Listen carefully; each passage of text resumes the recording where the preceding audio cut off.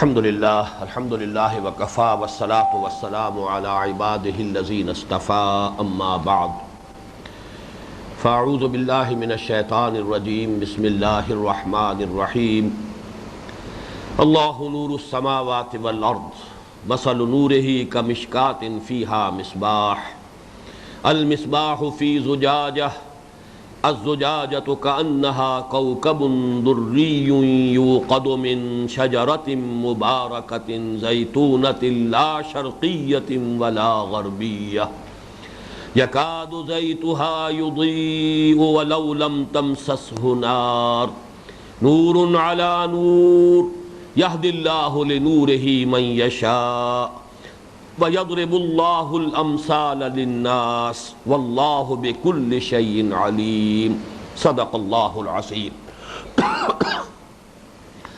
رب اشرح لي صدری ویسر لي امری واحلل عقدۃ من لسانی یفقهوا قولی۔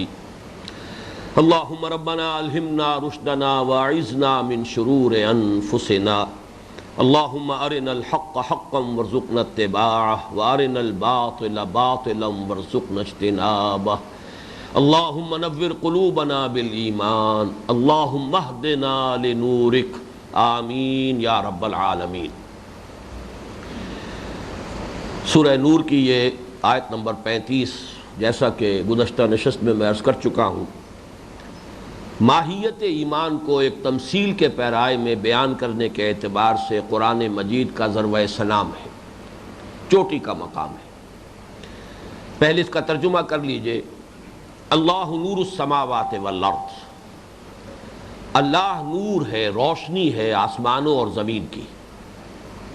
مثل نور ہی، اس کے نور کی مثال یہ ہے، کمشکات، جیسے ایک طاق ہو، فیہا مصباح، اس میں ایک چراغ ہو، المصباح فی زجاجۃ، وہ چراغ ایک شیشے میں ہو، چمنی میں ہو، گلوب میں ہو، الزجاجۃ کأنہا کوکب دری، اور وہ شیشہ ایسے ہو جیسے چمکتا ہوا ستارہ، یوقد من شجرۃ مبارکۃ زیتونۃ لا شرقیۃ ولا غربیہ، وہ چراغ جلایا جاتا ہو ایک ایسے مبارک زیتون کے درخت سے جو نہ شرقی ہو نہ غربی ہو، یکاد زیتها یضیء ولو لم تمسسه نار، قریب ہو کہ اس کا روغن بھڑک اٹھے، روشن ہو جائے، خواہ اسے ابھی نہ چھوا ہو آگ نے، نور علی نور، اگر ایسا ہو جائے تو یہ نور ہوگا نور پر، روشنی ہوگی روشنی پر۔ یہدی اللہ لنورہ من یشاء، اللہ رہنمائی فرماتا ہے اپنی نور کی جانب جس کی چاہتا ہے، وَيَضْرِبُ اللَّهُ الْأَمْثَالَ لِلنَّاسِ، اور اللہ بیان فرماتا ہے تمثیلیں، مثالیں لوگوں کے لیے، وَاللَّهُ بِكُلِّ شَيْءٍ عَلِيمٌ، اور اللہ تو ہر شے کا علم کامل رکھتا ہے۔ صدق اللہ العظیم۔ جیسے کہ میں نے عرض کیا کہ یہ ماہیت ایمان کے ضمن میں قرآن حکیم کا اہم ترین مقام ہے، اسی مناسبت سے نوٹ کر لیجئے کہ اس کی تعبیر اور تشریح اور تفسیر مشکل بھی ہے۔ یہ مشکلات القرآن میں سے ہے یہ مقام، اور اس میں جو مشکل پیش آتی ہے وہ اس کے ظاہری الفاظ سے جو انسان کا ذہن منتقل ہوتا ہے، وہ اس بات کی طرف ہے کہ شاید اللہ تعالیٰ کو اس نور سے جس سے کہ ہم واقف ہیں، یہ روشنی جو شعاعوں کے ذریعے سے سورج سے اس زمین تک پہنچ رہی ہے، ہم تو اسی نور سے واقف ہیں، اسی کو جانتے ہیں، شاید اللہ کی ذات کو اس نور سے تشبیہ دی گئی، اور یا یہ کہ اللہ کی ذات کے لیے کوئی تشبیہ بیان کی جا رہی ہے۔ الفاظ سے بظاہر یہ متبادر ہوتا ہے، اور بعض حضرات کو یہ مغالطہ بھی بڑی شدت سے لاحق ہوا ہے، اور واقعہ یہ ہے کہ وہ پھر بڑی ٹھوکریں انہوں نے کھائی ہیں۔ اس میں جو سلف سے اجماع چلا آ رہا ہے، اور جو حبر الامہ صحابہ کرام میں جس نوجوان کے بارے میں کہ حضور نے خصوصی دعا کی تھی اللہ سے، اللہم فقہہ فی الدین وعلمہ التاویل، اے اللہ اس نوجوان کو دین کا تفقہ اور فہم عطا فرما، اور بالخصوص قرآن کی تعویل اور تشریح اور اس کی تفسیر کا علم عطا فرما۔ وہ ہے حضرت عبداللہ ابن عباس رضی اللہ تعالی عنہما، حضور کے چچا زاد بھائی، اور یہ حبر الامہ کا ان کو خطاب دیا گیا ہے، امت کے سب سے بڑے عالم۔ تو جب حضور صلی اللہ علیہ وسلم نے خاص طور پر دعا ان کے بارے میں فرمائی ہے تو اب اس میں کیا شک اور شبہ ہو سکتا ہے کہ اللہ تعالیٰ کی جناب سے انہیں فہم قرآن سے حصہ وافر عطا ہوا ہے۔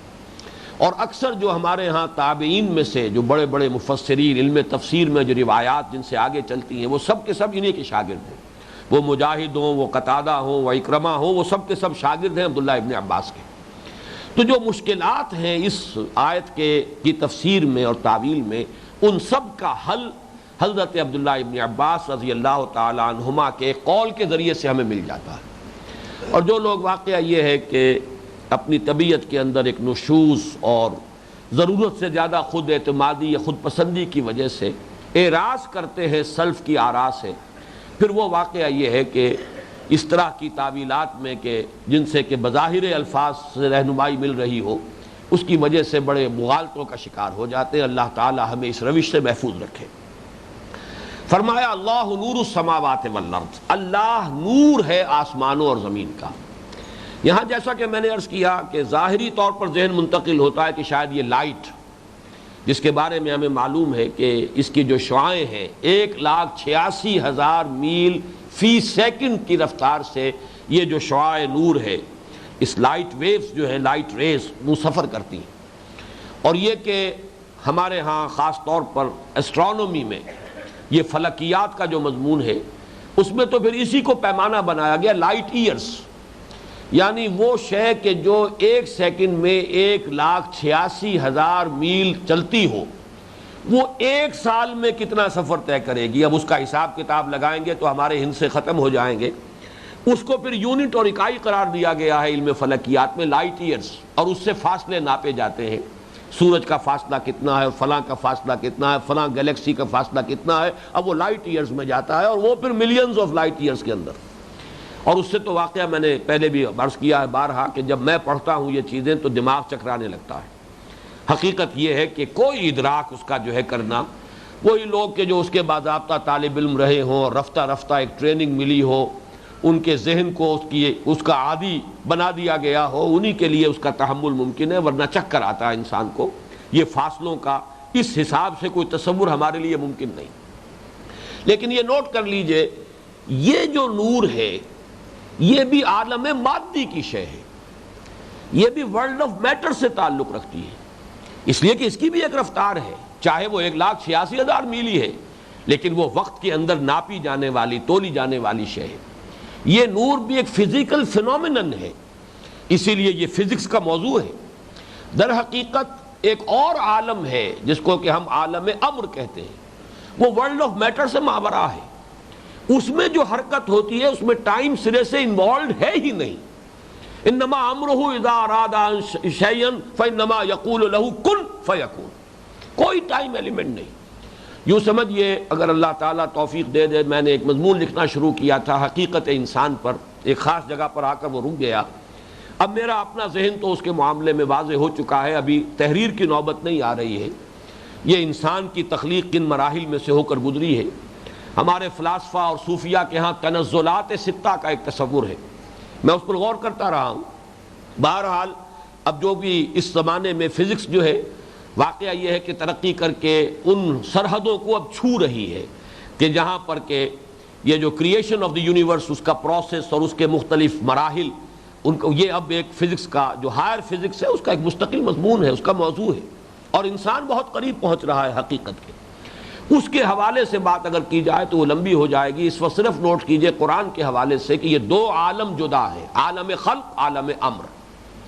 عالم امر ابھی کریشن کی وہ سٹیج ہے کہ جس میں حقیقت سپلٹ نہیں ہوئی تھی زمان و مکان میں، وہ ایک ہی شے تھی۔ زمان و مکان ایک وحدت ہے، جیسے کہ ایک کلی ہے، وہ کھلتی ہے تو اس کی پتیاں نمایاں ہوتی ہیں۔ تو پہلی سپلٹنگ جو ہوئی ہے اس حقیقت واحدہ کی، وہ یہ ہے کہ ایک ایلیمنٹ، ایک ڈائمنشن ٹائم کا جدا ہوا ہے اور باقی وہ سپیس رہ گئی ہے، جبکہ حقیقت واحدہ اس میں زمان و مکان کی تقسیم نہیں ہے۔ عالم امر میں زمان و مکان کی تقسیم نہیں ہے، وہ حقیقت واحدہ ہے کہ جن میں یہ کیٹیگریز ہی موجود نہیں ہیں، اس لیے وہاں وقت کا کوئی تصور ہی نہیں۔ اسے جدید فلسفے میں آپ پیور ڈیوریشن کہہ سکتے ہیں، ایبسولوٹ ٹائم کہہ سکتے ہیں، لیکن اس میں وقت کے گزرنے کا کوئی سوال نہیں ہے، چاہے وہ لمحات ہوں اور چاہے وہ منٹ ہوں اور گھنٹے ہوں، اس کا کوئی کانسیپٹ نہیں۔ جبکہ عالم خلق جو ہے یہ ہے ورلڈ آف میٹر، اس ورلڈ آف میٹر میں ٹائم ایلیمنٹ ہے۔ یہی وجہ ہے کہ جہاں بھی قرآن مجید خلق کا لفظ آتا ہے وہاں پر 6 دن، خلق السماوات والارض فی 6 ایام۔ ہمیں معلوم ہے کہ آم کی گٹھلی سے آم کا درخت بنتا ہے، کئی سال لگتے ہیں۔ رحم مادر میں وہ ایک جرثومہ جو ہے باپ کی طرف سے اور ایک جرثومہ ماں کی طرف سے، اور پھر نطفۃ امشاج، 9 مہینے لگتے ہیں اس کو ایک بچے کی تکمیل میں، وقت لگے گا۔ عالم خلق میں ٹائم ایلیمنٹ جو ہے اس کے ساتھ لازم ہے، جبکہ عالم امر میں وقت کا کوئی سوال ہی نہیں۔ چنانچہ روح کے بارے میں اور ملائکہ کے بارے میں نوٹ کر لیجئے، یہ دونوں عالم امر کی شے ہیں۔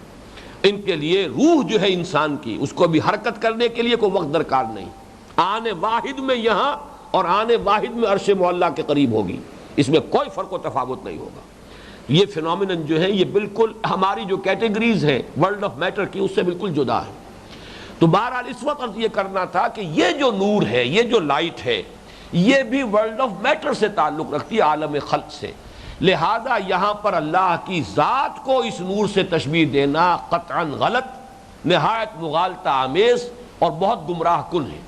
ذات باری تعالیٰ کے لیے نوٹ کر لیجئے، لیس کمثلہ شیء، اس کی سو مثال کسی بھی کوئی شے نہیں ہے۔ ذات باری تعالیٰ کے لیے کوئی تمثیل، کوئی تشبیہ ممکن نہیں، وہ اس سے ماورا ہے۔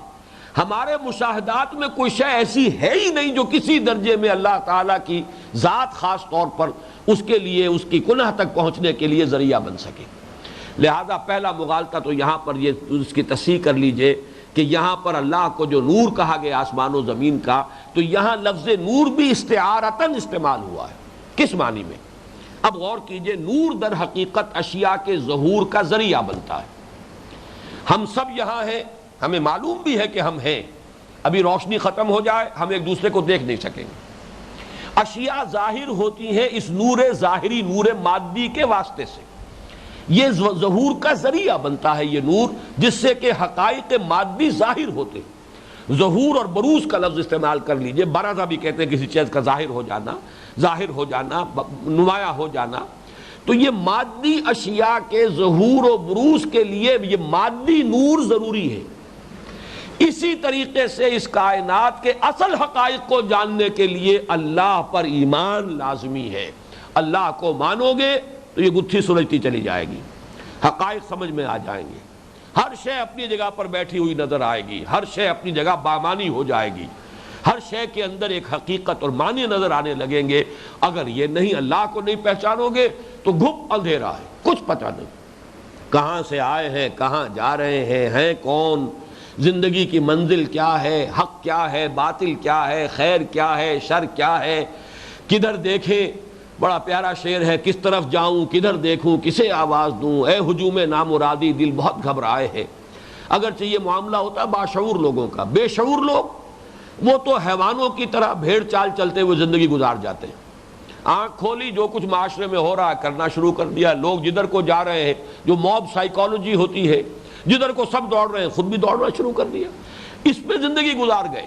وہ لوگ جو ہیں انہیں کوئی فکر نہیں ہوتی کہ میں ہوں کون، یہ دنیا کیا ہے، کائنات کیا ہے، حقیقت کیا ہے موجودات کی، میری زندگی کی منزل کون سی ہے، ان کی کوئی فکر ہی نہیں۔ بس شب و روز ہیں جو گزر رہے ہیں، دن اور رات کا سلسلہ ہے کہ میں اپنی تسبیح روز و شب کا شمار کرتا ہوں دانا دانا، ایک ایک دن گزر رہا ہے، زندگی ختم ہو جاتی ہے، صبح ہوتی ہے شام ہوتی ہے، عمر یوں ہی تمام ہوتی ہے۔ لیکن باشعور لوگ اس اندھیرے میں گھبراتے ہیں، جیسے ابھی اگر یہاں اندھیرا ہو جائے گا ہم سب گھبرائیں گے، کچھ پتہ نہیں کون داہنے سے آ رہا ہے کون بائیں آ رہا ہے، کوئی مجھ سے ٹکرا تو نہیں جائے گا، میں کہیں چلوں تو کسی اور سے ٹکر ہو جائے گی، خوف ہوگا۔ اور یہ تو ابھی اس ماحول میں ہم بیٹھے ہیں، اگر کہیں آپ کسی جنگل میں ہو اور گپ اندھیرا ہو، ادھر سے کوئی سانپ تو نہیں آ رہا، ادھر سے کوئی بچھو تو نہیں چلا آ رہا، کوئی اور بلا تو نہیں آ رہی، 100 طرح کے خوف ہوں گے۔ روشنی ہوگی، اب آپ کو اطمینان اور سکون ہوگا۔ بالکل اسی طرح کا اضطراب ایک باشعور انسان محسوس کرتا ہے جب تک اسے ایمان حاصل نہیں ہوتا، اس کی فکر، اس کی سوچ، اس کے اندر جو ہے ایک بے چینی، وہ اضطراب کی کیفیت باقی رہے گی۔ نور اس معنی میں ہے کہ یہ گتھی سلجھتی ہے اللہ کے ایمان سے. یہ ہمارے سابق درس میں بھی یہ لفظ آیا تھا کہ یہ گتھی جو ہے کہ کس نقشد و نقشایت بحکمت معمارہ، اس گتھی کو سلجھانے کے لیے سرا ہاتھ میں آنا چاہیے. وہ سرا ہے اللہ کا ایمان. اللہ پر ایمان کا سرا ہاتھ میں آ گیا، اب یہ گتھی ڈور سلجھ جائے گی. لہذا اسی لیے کہا گیا الذین یذکرون اللہ قیاما وقعودا وعلی جنوبہم، جو یاد رکھتے ہیں اللہ کو بیٹھے ہوئے کھڑے ہوئے اپنے پہلوؤں کے بل ہر حال میں، استحضار اللہ فی القلب کے ساتھ پھر تفکر کرتے ہیں، غور و فکر کرتے ہیں. اب یہ ڈور سلجھ جائے گی. تو اللہ نور السماوات والارض، اس معنی میں جس طریقے سے یہ نور مادی وجہ ظہور حقائق مادیہ بنتا ہے، یہ روشنی ظاہری ہمارے ان مادی حقیقتوں کے ظہور کا سبب اور واسطہ بنتا ہے، اسی طرح نور ایمان، اللہ کی معرفت کا نور، یہ حقائق باطنی اس کائنات کی اصل حقیقتوں کے ادراک اور شعور کا ذریعہ بنتا ہے. اللہ نور السماوات والارض، اللہ ہی ہے نور آسمانوں کا اور زمین کا. یہ ویسے نوٹ کر لیجئے کہ حضور صلی اللہ علیہ وسلم کی دعاؤں میں بھی یہ الفاظ آتے ہیں، اور جو آپ کی تہجد کے وقت کی دعائیں ہیں، انت خالق السماوات والارض ومن فیہن ولک الحمد، انت رب السماوات والارض ومن فیہن ولک الحمد، انت نور السماوات والارض ومن فیہن ولک الحمد. اے اللہ تو ہی ہے خالق آسمانوں کا اور زمین کا اور جو کچھ ان میں ہے، تو ہی الہ ہے، تو ہی مالک ہے، تو ہی رب ہے، تو ہی نور ہے آسمانوں اور زمین کا. اور اسی طریقے سے جو دعا حضور صلی اللہ علیہ وسلم کی، بلکہ دعا سے زیادہ جسے فریاد کہا جائے گا، جس میں کہ طائف کے میدان میں جب آپ پر جو سلوک ہوا ہے اہل طائف کی طرف سے، اس پر جو دعا نکلی ہے آپ کے قلب مبارک سے اور زبان مبارک پر آئی ہے، اس میں پھر الفاظ ہیں اعوذ بنور وجهک الذی اشرقت له الظلمات وصلح علیہ دنیا مصائب الدنیا والآخرہ. اے اللہ میں تیرے روح انور کی ہی نور کی پناہ میں اپنے آپ کو دیتا ہوں. تو یہ نور کا لفظ جو ہے اس معنی میں کثرت سے قرآن مجید میں بھی احادیث میں بھی آیا ہے. اب آئیے اللہ نور السماوات والارض مثل نورہ کمشکات فیہا مصباح، مثال اس کے نور کی. اور یہاں اب نوٹ کر لیجئے نور ہی کے بعد عبداللہ ابن عباس رضی اللہ تعالی عنہما کے نزدیک یہاں الفاظ محذوف ہیں فی قلب المومن، مومن کے قلب میں اللہ کے نور کی مثال. یہ نور ایمان کی تمثیل ہے جو دی جا رہی ہے. اس اعتبار سے بھی ثابت ہے جو میں نے تمہیدی باتوں میں عرض کیا تھا کہ اس سورہ مبارکہ میں نفاق کا مضمون کثرت سے آیا، منافقین کا طرز عمل بیان ہوا. اس پس منظر میں ایمان کی حقیقت بیان کرنا مقصود ہے، ذات باری تعالیٰ کی تمثیل دینا مقصود نہیں ہے. نور ایمان اس کے لیے تمثیل ہے کہ جو آگے آ رہی ہے. اور اس پہ ثبوت ایک اور ہے، یہ آیہ مبارکہ ختم ہوتی ہے یہد اللہ لنورہ من یشاء، اللہ تعالیٰ ہدایت فرماتا ہے اپنے نور کی طرف. یہ نور ہدایت ہے در حقیقت، نور ایمان کہیں نور ہدایت کہیں، اس کے لیے تمثیل ہے کہ اس کی ماہیت کو سمجھو. مثل نورہ کمشکات فیہا مصباح. اب یہ تمثیل کا جو مرکب تشبیہ ہے، پہلے اس کا نقشہ ذہن میں قائم کر لیجئے اور یہ نوٹ کر لیجئے کہ چونکہ تمثیل و تشبیہ جو ہے وہ انسانوں کے مشاہدات پر مبنی ہوتی ہے. اب آج کے دور کے مشاہدات نہیں ہیں، یہ اس دور کے مشاہدات ہیں جبکہ ابھی صرف چراغ جلتے تھے، ابھی نہ بجلی تھی، نہ قمقمے تھے، نہ یہ روشنی کے یہ مظاہر تھے، نہ ہی اس وقت تک پیٹرول انسان کو معلوم تھا، بلکہ یہ کہ وہ جو دیے جلتے تھے کہیں کڑوے تیل سے، کہیں کسی اور تیل سے، کہیں زیتون کے تیل سے دیے روشن کیے جا رہے ہیں. تو اس دور کے مشاہدات، اس دور کے حالات کہ جو ان کے اپنے آبزرویشن میں تھے، اس سے ایک تمثیل بلڈ اپ کی جا رہی ہے. مثل نورہ کمشکات فیہا مصباح، اس کے نور کی مثال ایسے ہے کہ جیسے، اب میں نے اس لیے نہیں کہا اس کو جیسے سے اب سارا مرکب تمثیل کے جو مختلف اجزاء ہیں ان سب کو بیان کیا جائے گا تو اس سے در حقیقت مجموعی تصور سامنے آئے گا کہ جیسے ایک طاق ہو، مشکات کہتے ہیں طاق، در دیواروں میں جیسے طاق بنا دیے جاتے تھے، اور نوٹ کیجئے اکثر و بیشتر محراب کی شکل میں ہوتے تھے. حالانکہ طاق ایسا بھی ہو سکتا تھا چوکور قسم کا، لیکن محراب کی صورت میں طاق ہوتے تھے. مشکات المصابیح حدیث کے اس مجموعے کا نام ہے کہ جس میں تمام جو امہات کتب ہیں حدیث نبوی کی، اس سے احادیث کا انتخاب جمع کیا گیا ہے. مصباح کی جمع مصابیح، یعنی ایک تو عام طور پر تو ایک مشکات میں ایک ہی چراغ روشن ہوتا تھا، ایک طاق میں ایک چراغ دھرا ہے، لیکن وہ کتاب جو ہے اس میں بہت سے چراغ روشن ہیں، مصابیح ہیں، چونکہ صحیح مسلم، صحیح بخاری اور ترمذی اور ابو داؤد مختلف جو سائے ستہ کی کتابیں ان سے احادیث کا انتخاب کر کے جمع کیا گیا، اس لیے اس کا نام ہے مشکات المصابیح۔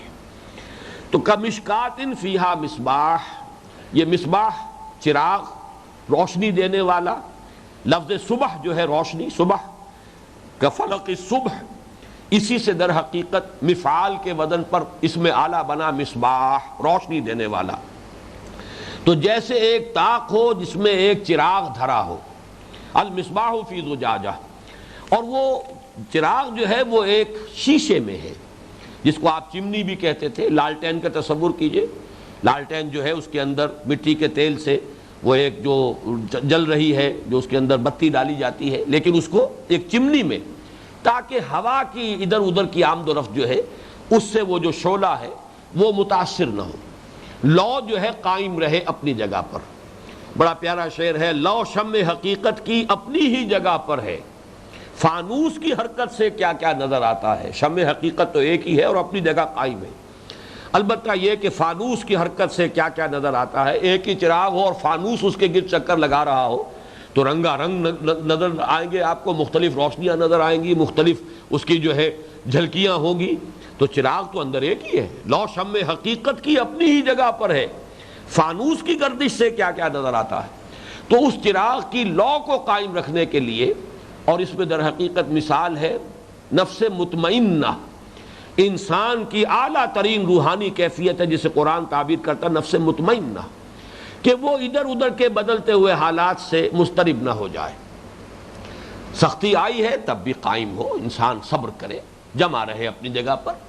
اگر اللہ تعالیٰ کی رحمت ہے، نعمتیں مل گئی ہیں، تو بھی آپے سے باہر نہ ہو جائے، پھولا نہ سمائے، ایسا نہ ہو، بلکہ یہ کہ ایک اس کے اندر ایک طرح کا حلم ہو، اس کی طبیعت کے اندر ایک پختگی ہو، میچورٹی ہو، اس کے اندر ایک یعنی یوں سمجھیے کہ توازن موجود رہے۔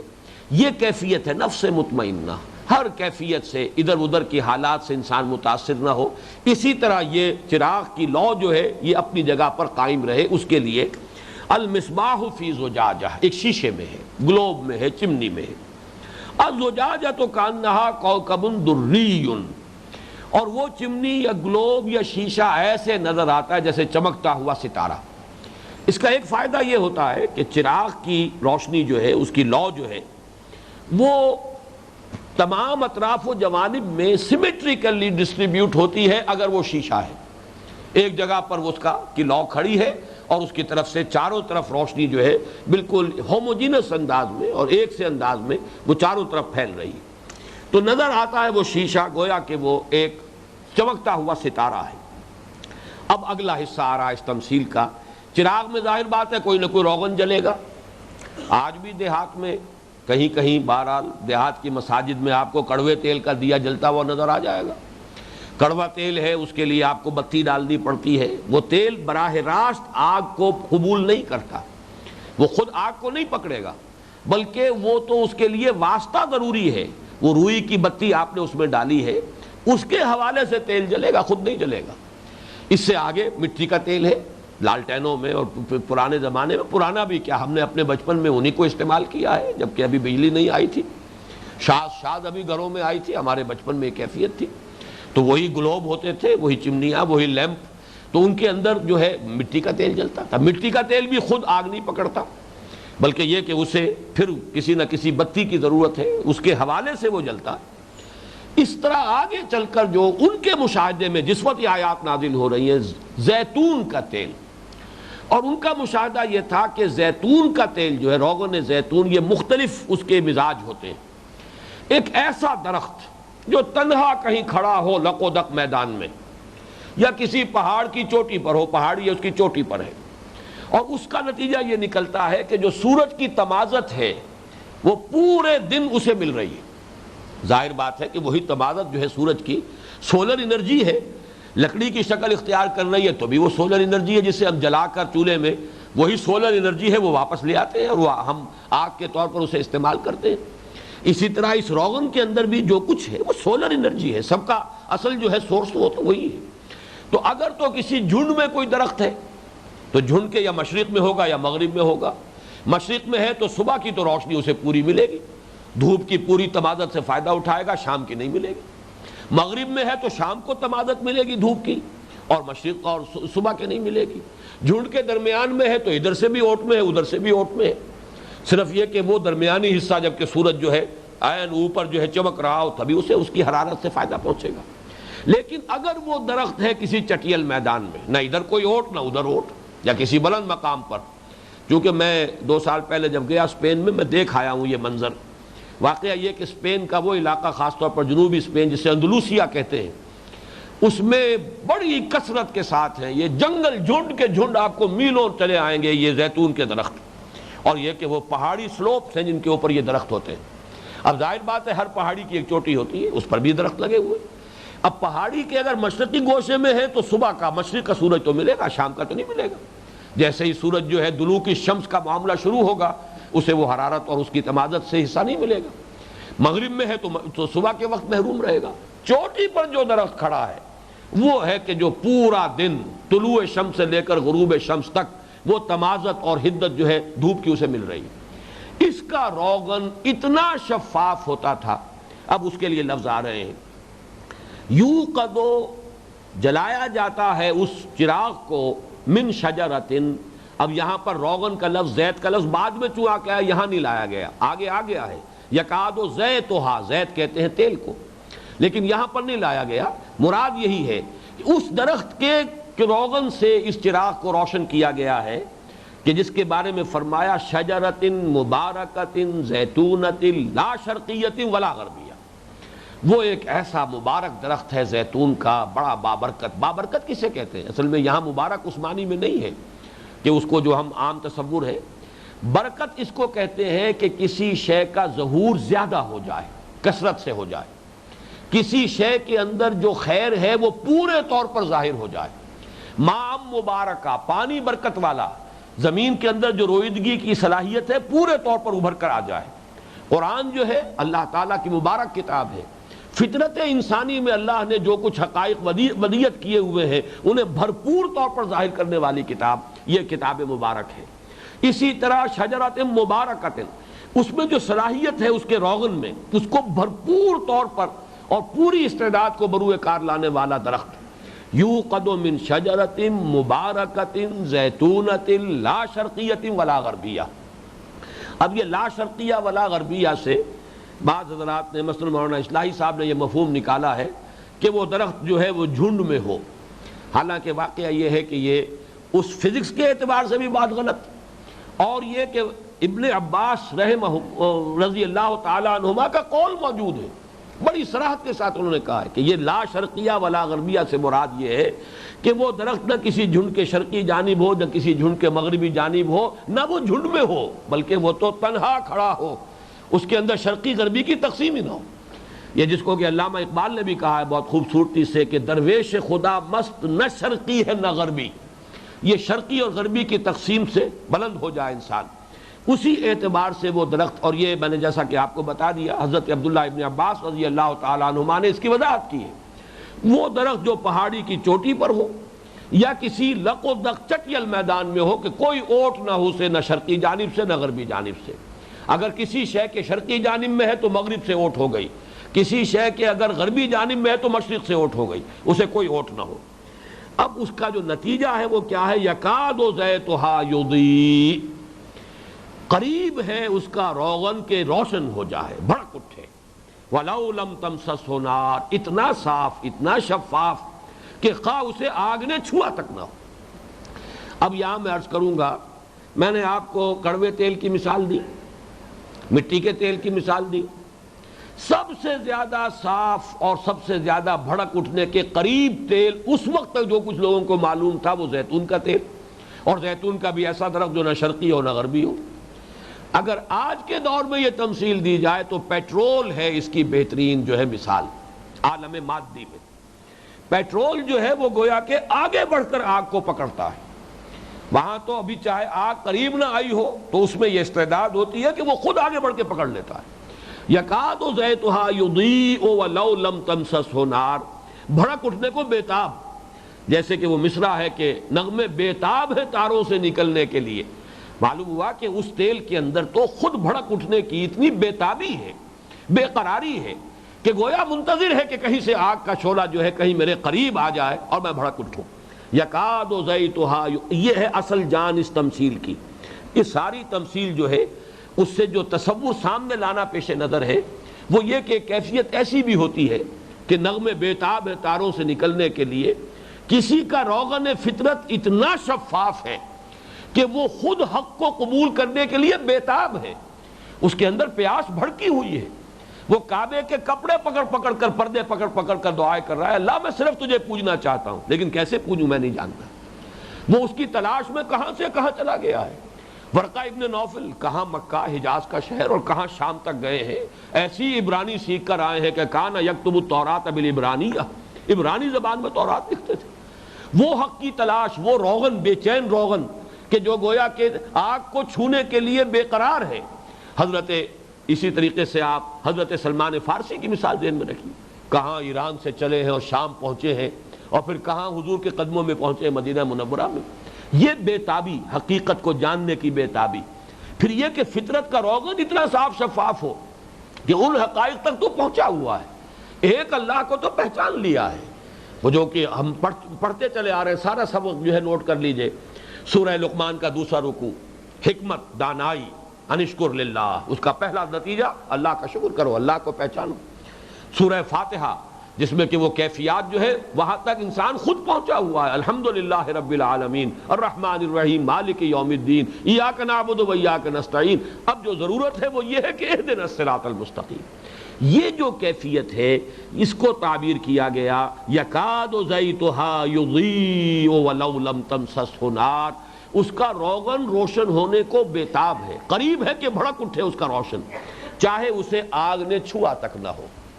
نور علی نور، آگ چھو لے تو روشنی پر روشنی ہے، نور ہے نور پر. ایک بات تو یہاں لفظاً نوٹ کیجئے، اگرچہ عربی زبان میں لفظ نور مفرد ہے، اس کی جمع ہے انوار، لیکن قرآن مجید میں اس کا جمع کی شکل میں یہ لفظ پورے قرآن میں نہیں آیا. جبکہ ظلمت اور ظلمات قرآن مجید میں اکثر و بیشتر ظلمات کا لفظ آئے گا، جیسے کہ اس رکوع میں بھی آخر آ جائے گا ظلمات بعضها فوق بعض، تاریکیاں ہیں ایک دوسرے پر، تہ بر تہ تاریکیاں ہیں تاریکیوں پر. لیکن یہاں جمع کرنے کی ضرورت محسوس ہو رہی ہے، دو نور جمع ہو رہے ہیں، لیکن نہیں، رہے گا نور علی نور.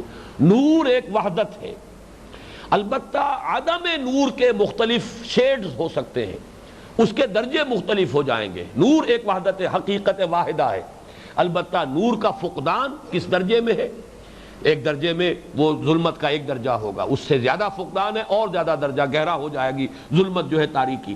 تو یہ نوٹ کر لیجئے ابھی صرف کہ نور ہمیشہ قرآن میں واحد آیا ہے اور ظلمات اکثر و بیشتر جمع کے صیغے میں. نور علی نور، نور پر نور. اب یہاں حقیقت کھلی ہے. اب یوں سمجھئے ایمان کا ایک ایسنس کیا ہے، اس کی ماہیت کیا ہے. ایمان ایک نور ہے، نور باطنی، اور یہ دو نوروں سے مل کر وجود میں آتا ہے. نور علی نور، ایک نور پر دوسرا نور. ایک نور نور فطرت ہے، یہ جو ہمارا تیسرے درس سے مضمون چلا آ رہا ہے، نور فطرت. فطرت کے اندر اللہ تعالیٰ نے وہ نور ودیت کیا ہے، اس لیے کہ در حقیقت فطرت عبارت ہے ہماری روح سے، اور روح کا تعلق ذات باری تعالیٰ کے ساتھ ہے. وَنَفَخْتُ فِيهِ مِن رُوحِي، اس روح کے اندر معرفت ربی ہے، محبت خداوندی بھی موجود ہے. البتہ ڈورمنٹ ہے، سوئی ہوئی ہے. عالم موجودات میں آ کر، عالم مادی میں آ کر اس پر پردے پڑ گئے. البتہ ان پردوں کی درجہ بندی ہے. بعض لوگوں کے اندر شہوات، خواہشات، جذبات، تعصبات کی پٹیاں بہت سخت ہیں. پوری محنت کر لیں اللہ کے نبی اور رسول بھی، تب بھی وہ پٹیاں نہیں کھلتی، پردے نہیں اٹھتے. ابو جہل کے پردے نہیں اٹھے. اور اس کے بالکل برعکس بعض لوگوں کا وہ نور فطرت جو ہے اتنا صاف شفاف، اس روغن زیتون کے مانند جو بھڑک اٹھنے کو بےتاب ہے کہ وہ تو گویا کہ منتظر ہوتے ہیں کہ کہیں دیاسنائی قریب آ جائے، کہیں کسی نبی کی دعوت کان میں پڑ جائے صحیح، فوراً لپکیں گے، فوراً تصدیق کریں گے، فوراً ان کے قدموں میں اپنے آپ کو پہنچائیں گے. بمصطفیٰ برساں خیش راہ کے دین ہماؤس، یہ اس کی کیفیت ہوگی. یہ ہے در حقیقت نور ایمان کی ماہیت کہ یہ دو نوروں سے مرکب ہے. اب یہ نوروں، میں تو اس کو جمع کے صیغے میں استعمال کر رہا ہوں، لیکن قرآن کا اسلوب میں نے آپ کو بتا دیا کہ نور کو ہمیشہ واحد رکھتا ہے.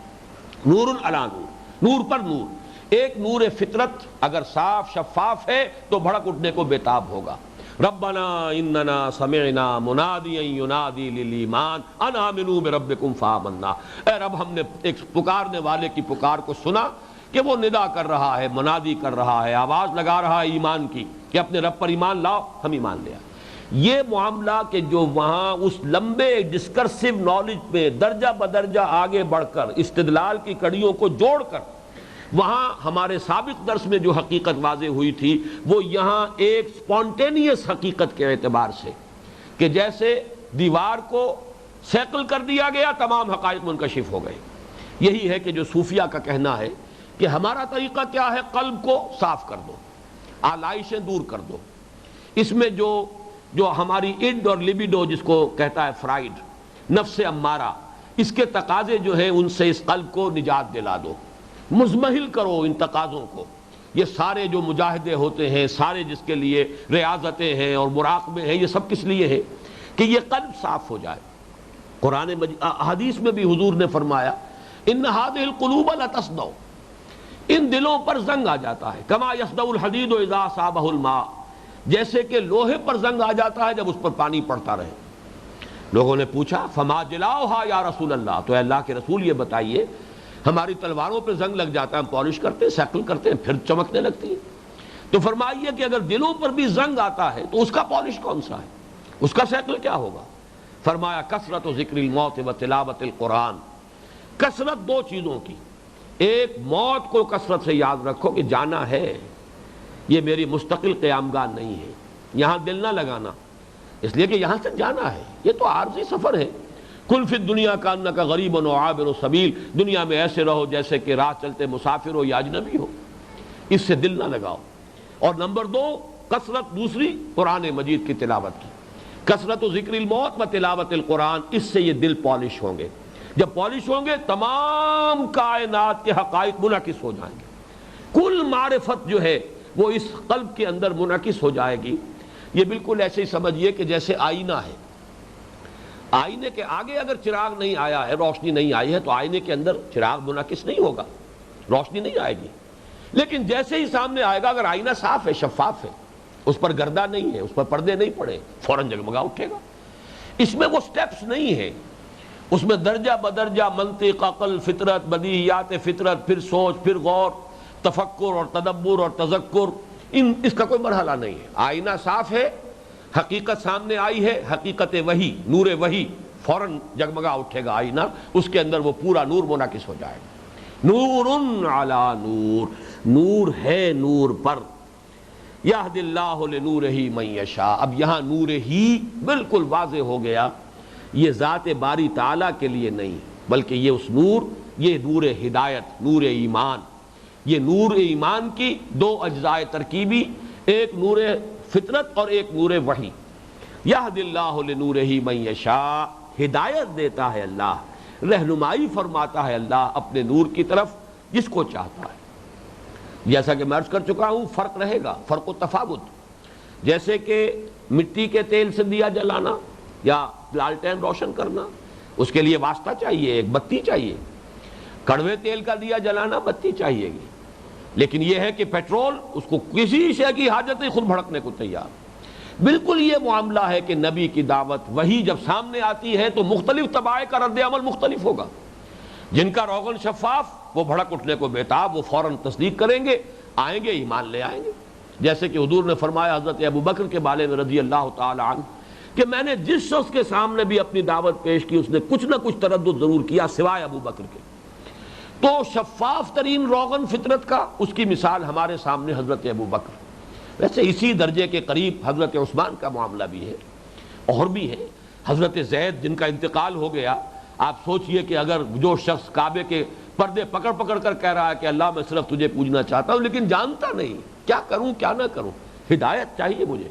اگر حضور پر وحی کا آغاز ہو جاتا ان کے انتقال سے قبل، تو کیا فوراً تصدیق نہ کرتے؟ تو یہ وہ لوگ ہیں کہ جن کے لیے کوئی دقت نہیں ہوتی، کوئی جتن نہیں کرنے پڑتے. بلکہ جیسے ہی نور وہی سامنے آیا ان کا آئینہ قلب جگمگا اٹھتا ہے۔ باقی کچھ لوگوں کے اوپر حجابات ہیں، وہ دور ہوتے جائیں گے، وقت لگے گا۔ حضرت حمزہ ہیں، ان کا طبیعت کا ادھر کوئی رجحان ہی نہیں غور و فکر کی طرف، وہ 100% ایکسٹروورٹ انسان، وہ تو سیر شکار، باہر جانا اور شکار کرتے رہنا، کئی دن صحراؤں میں رہنا، شیروں سے مقابلہ کرنا، یہ ان کا شغل ہے، یہ ان کو اسی کے اندر راحت محسوس ہو رہی ہے۔ 6 برس گزر گئے، سوچا ہی نہیں کہ میرا بھتیجا کہہ کیا رہا ہے، حالانکہ کوئی اور دوسرا حجاب نہیں تھا، کوئی دشمنی نہیں تھی حضور سے، نہایت محبت، ہر درجے کی محبت۔ رشتے تین رشتے موجود ہیں، چچا بھتیجے کا رشتہ ہے، خالہ زاد بھائی ہے، دودھ شریک بھائی ہے، اور دودھ شریک بھائی عرب کے اندر بالکل حقیقی بھائی کے مانند ہوتا تھا۔ پھر ساتھ کے کھیلے ہوئے ہم جولی ہیں، چار رشتے، لیکن 6 برس گزر گئے، توجہ ہی نہیں۔ یہ عدم توجہی جو ہے یہ خود اپنی جگہ پر ایک حجاب ہے۔ بعض لوگوں میں وہ حجاب اس سے آگے بڑھ کر حسد کا حجاب ہے، تکبر کا حجاب ہے، یہ نہیں دفع ہوگا، اس کا رفع ہونا سب سے مشکل۔ اعجاب المرء بنفسہ ہی، اس لیے نہ ماننا کہ میں اگر ان کی بات مانوں گا تو یہ بالا تر ہو گئے، میں کم تر رہ گیا، حالانکہ میں ان سے برتر ہوں، میرے اندر میرا سٹیٹس، میری حیثیت، میری وجاہت، میں ان سے اعلیٰ ہوں، برتر ہوں۔ یہود کے علماء نے جنہوں نے پہچانا حضور کو، یعرفونہ کما یعرفون ابناہم، ایسے پہچانتے ہیں کہ جیسے اپنے بیٹوں کو پہچانتے، مانا نہیں۔ یہ وہ حجابات ہیں، یہ وہ تعصبات کی پٹیاں، تکبر اور حسد کی بنیاد پر یہ کبھی نہیں کھلیں گے۔ البتہ عدم توجہی ہے، یا یہ کہ کچھ نفسانی اثرات ہیں انسان کے اوپر، دنیا کی لذتوں میں زیادہ مگن ہے، یہ پردے ہٹ جاتے ہیں، رفتہ رفتہ یہ زنگ دور ہو جائیں گے۔ صرف وہ زنگ رہ جائے گا، وہ دور نہیں ہوگا جہاں تکبر ہو، تعصب ہو اور حسد ہو۔ یہ وہ امراض ہیں کہ وہ رفع نہیں ہوتے۔ باقی تمام افراز دیر سویر، کوئی جلدی اور کوئی دیر کے ساتھ رفع ہو جائے گا۔ بہرحال یہ ہے وہ اس تمثیل کا جو اصل حاصل ہے۔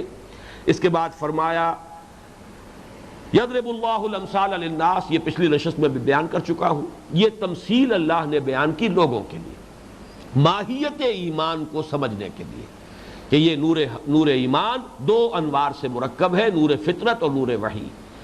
وَيَضْرِبُ اللَّهُ الْأَمْثَالَ لِلنَّاسِ وَاللَّهُ بِكُلِّ شَيْءٍ عَلِيمٌ، اور اللہ تعالیٰ تو ہر چیز کا علم کامل رکھتا ہے، ہر شے کی اصل حقیقت کما ہیا اس کے سامنے ہے آنے واحد میں۔ اب اگلے درس کے بارے میں سمجھ لیجئے، اس نور کا ظہور انسانی شخصیت میں، ایک تو میں اس اعتبار سے نوٹ کرا چکا ہوں پچھلے درس میں کہ یہ سورہ احزاب میں جائیے تو اس کی آیت نمبر 35 جو میں نے آپ کو اس وقت بھی پڑھ کر سنائی تھی، اب میں دوبارہ سنا رہا ہوں، ان المسلمین والمسلمات والمؤمنین والمؤمنات والقانتین والقانتات والصادقین والصادقات والصابرین والصابرات والخاشعین والخاشعات والمتصدقین والمتصدقات والصائمین والصائمات والحافظین فروجہم والحافظات والذاکرین اللہ کثیرا والذاکرات، یہ گویا کہ اس ایمان کا ظہور ہے۔ خاص طور پر نوٹ کیجئے سابقہ درس اور اس درس کے درمیان جو فرق ہے، وہاں ایمان کا ظہور آیا تھا عمل میں، جد و جہد میں، فالذین ہاجروا واخرجوا من دیارہم واوذوا فی سبیلی وقاتلوا وقتلوا، وہاں یہ نقشہ نہیں ہے۔ میں نے عرض کیا تھا کہ بندہ مومن کی شخصیت کے یہ 2 رخ ہیں، ایک رخ وہاں آیا ہے، ایک رخ یہاں آیا ہے، اور نوٹ کیجئے وہ چونکہ خارج پر غور و فکر کے ذریعے سے ایمان کی تحصیل ہے، اس اعتبار سے ایکسٹروورٹس لوگوں کے اندر عمل کا جذبہ، بھاگ دوڑ، ایثار، قربانی، ہجرت، جہاد، قتل، قتال، اس کا ذکر زیادہ ہے۔ یہ انٹروورٹس کا ہے، یہ اپنے من میں ڈوب کر باجا سراغ زندگی والا پہلو ہے، یہ تصویر کا دوسرا رخ ہے۔ اس کے ساتھ مناسبت ہے ان اوصاف کی جو یہاں سورہ احزاب کی آیت نمبر 35 میں بھی آئے، اور اب جو 3 آیات میں اس رکوع میں سورہ نور کے 5ویں رکوع کی جو اب 3 آیات آئیں گی، آج جو ہم نے ایک آیت پڑھی ہے حجم کے اعتبار سے وہ ان 3 آیات کے مساوی ہے۔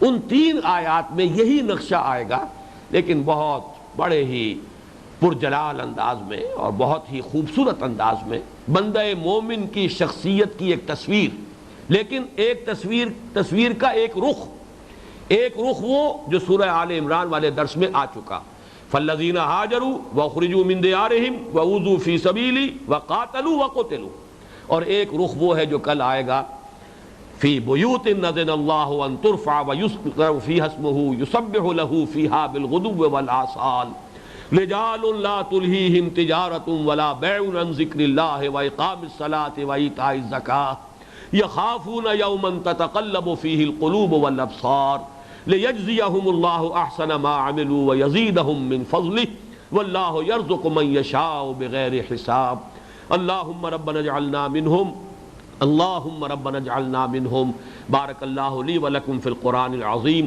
ونفعنی وإیاکم بالآیات والذکر الحکیم.